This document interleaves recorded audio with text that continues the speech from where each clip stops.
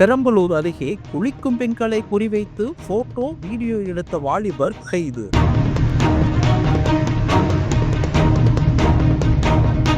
பாதிக்கப்பட்டவர்கள் அளித்த புகாரின் பேரில் போலீசார் நடவடிக்கை. என்ன நடந்தது வாங்க பார்க்கலாம்.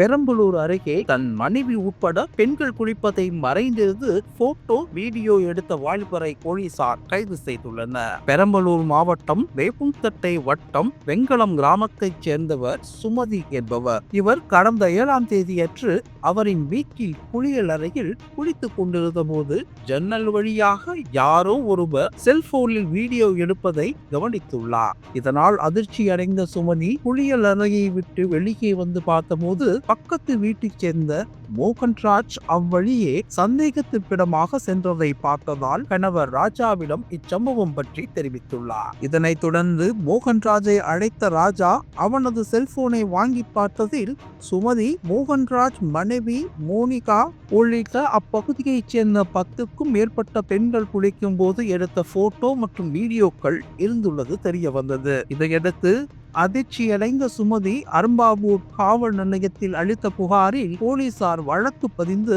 இன்ஸ்பெக்டர் கயல்விழி தலைமையில் மோகன்ராஜை கைது செய்து சிறையில் அடைத்துள்ளனர். வீட்டின் குளியல் அறையில் பெண்கள் குளிப்பதை மறைந்திருந்து தனது செல்போனில் வீடியோ எடுத்த வாலிபர் பாதிக்கப்பட்ட நபர்களால் கையும் களவுமாக கண்டறியப்பட்டு போலீசார் கம்பி எண்ண அனுப்பப்பட்டிருக்கிறார். நமது தமிழ் நியூஸ் சேனலில் உங்களது பொருட்களை வெறும் 500 ரூபாயில் விளம்பரம் செய்ய வேண்டுமா? தொடர்புக்கு 7806942275 தொடர்பு கொள்ளுங்கள்.